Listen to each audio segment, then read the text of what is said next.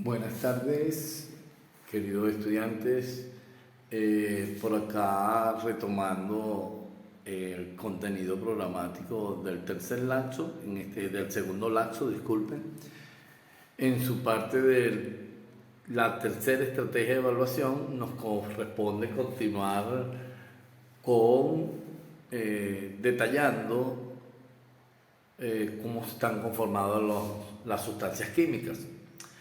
Para bien, hasta ahora hemos estudiado lo que son las mezclas. Estas mezclas están conformadas por diferentes sustancias.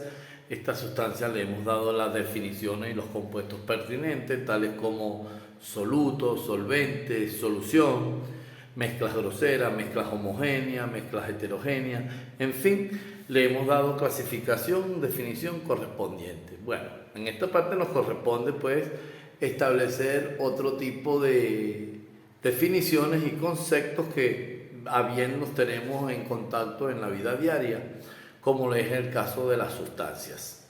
Las diferentes sustancias, que también igualmente son las diferentes formas en que se presenta la materia, están conformadas a través de sustancias compuestas y sustancias simples.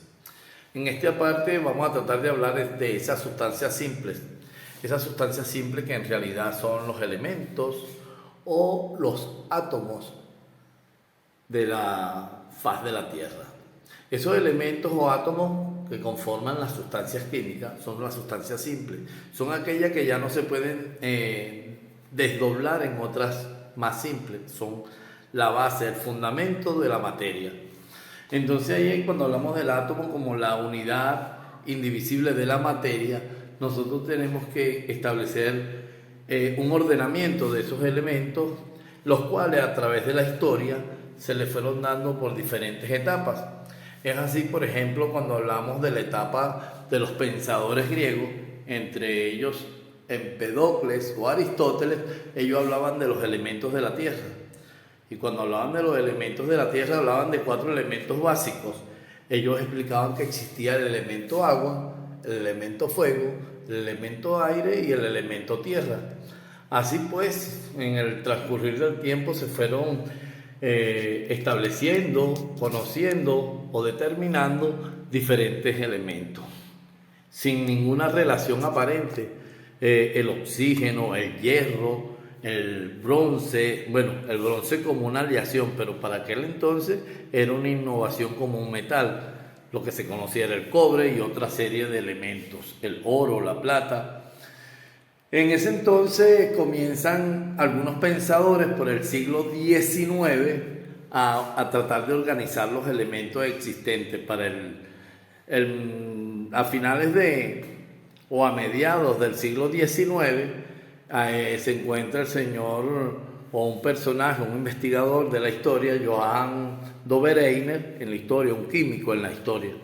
Johann Dobereiner, quien se atrevió a organizar los 55 elementos conocidos para la época y los organizó en tríadas, en grupos de 3. En ese grupo de 3 él lo hizo en función del peso atómico. Entonces la masa atómica del elemento central de esos 3 elementos era el promedio de los otros 2 elementos que tenían los extremos. Y así eso estuvo durante un tiempo hasta que apareció otro químico de la época llamado Johann Alexander Newland. Alexander Newland, para luego él organizó los elementos en octavas. A esa organización él la llamó ley de octavas. Esa ley de octavas él lo organizó y se dio cuenta que cuando llegaba al 7º elemento, el 8º elemento tenía las propiedades parecidas a las anteriores. Entonces él lo organizó y lo denominó ley de octavas. Años después, a mediados de 1881, el señor Dmitri Ivanovich Mendeleev, renombrado químico luego, se encarga de ordenar en función de las masas atómicas los elementos y los ordena de tal manera que cada elemento queda ubicado en un espacio, y en ese espacio lo más grande que se pudo decir que hizo Mendeleev, él dejó espacios vacíos. entre los elementos que existían, que eran alrededor de 63 elementos para la época, él logró establecer y ordenar los elementos de manera periódica. Luego hablamos sobre esto de periodismo, periodicidad, disculpen. Bueno, el señor Mendeleev ordena los elementos y deja espacios vacíos. Él fundamentó y argumentó que esos espacios vacíos los dejaba porque iban a aparecer elementos, o que habían elementos que no habían sido descubiertos, que iban a ser ubicados en esos espacios y que tenían las propiedades parecidas a los que estaban allí antes o después de ellos. Y fue tan importante lo que él estableció, porque años después se pudieron identificar esos elementos y ubicarlos en esos espacios vacíos. Eso fue lo grandioso del trabajo de Mendeleev, porque fue muy visionario en cuanto a lo que era el ordenamiento de los elementos, y se le llama el padre de la tabla periódica porque a ese trabajo que realizó Mendeleev, él le dio el nombre de tabla periódica.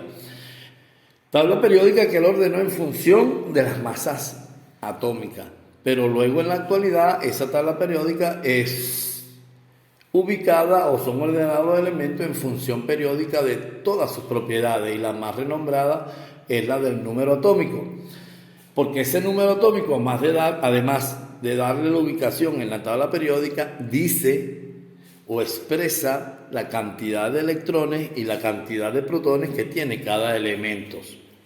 En cada uno de esos elementos, ellos fueron ubicados en función periódica de sus propiedades.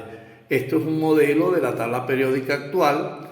Se pueden dar cuenta que hay una disposición vertical de elementos, hay una disposición horizontal de los elementos.